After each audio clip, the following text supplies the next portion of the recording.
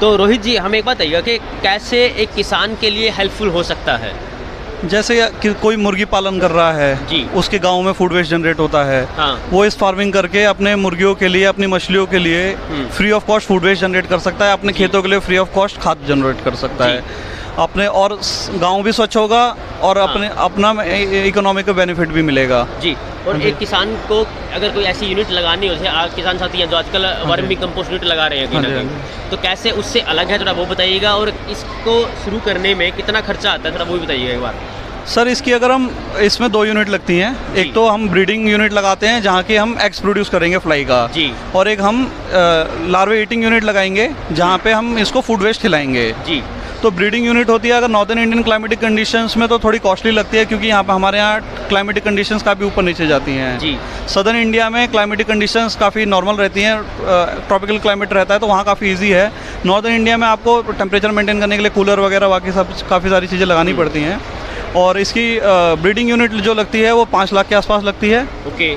और जो rearing unit लगती है वो आपकी उसके ऊपर वो 1 लाख की भी लग सकती है, 10 लाख की भी लग सकती है, 20 लाख की भी लग सकती है। अच्छा, और ये वर्मी कंपोस्ट से कैसे अलग है थोड़ा सा? वर्मी कंपोस्ट में इसमें कितने समय में कंपोस्ट तैयार होता है थोड़ा वो भी बताइए। वर्मी कंपोस्ट जो चीज़ 45 दिन में कर रहा है वही चीज़ हम यहाँ 7 दिन में कर रहे हैं जी।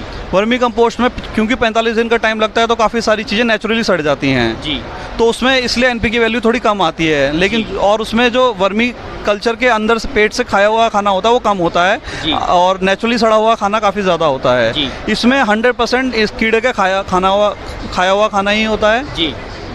और इसकी एनपीके वैल्यू अच्छी है, ये फास्ट है, इसकी ग्रोथ रेट बहुत ज़्यादा। अगर आज हमारी वर्मी कंपोस्ट की यूनिट हमने आज हमारा 1 टन चल रहा है, हम उसको 100 टन करना चाहते हैं तो हमें 100 टन के लिए इतना हम कीड़े पैदा नहीं कर सकते हैं वर्मी का, लेकिन इसके हम अगले महीने जितने हम इसकी ग्रोथ जब ये फ्लाई बनता है तो एक बार में 1500 अंडे देती है, 800 से 1500, तो 1500 गुना तक हम अपनी यूनिट को एक्सपेंड कर सकते हैं कितने समय के अंदर? 45 दिन के अंदर। 45 दिन के अंदर हम 1500 गुना, अगर मतलब किसान साथी 1 क्विंटल से शुरू करता है तो वो 45 दिन के बाद कहीं ना कहीं 1500 क्विंटल तक का उत्पादन प्राप्त कर सकता है। अगर ये सारे के सारे बचा ले तो मतलब कि इसकी ग्रोथ रेट भी अच्छी है और इसकी रिप्रोडक्शन रेट भी बहुत अच्छा है। ग्रोथ रेट इतना अच्छा है कि 3 ग्राम 30 किलो बनता है 10 दिन में जी।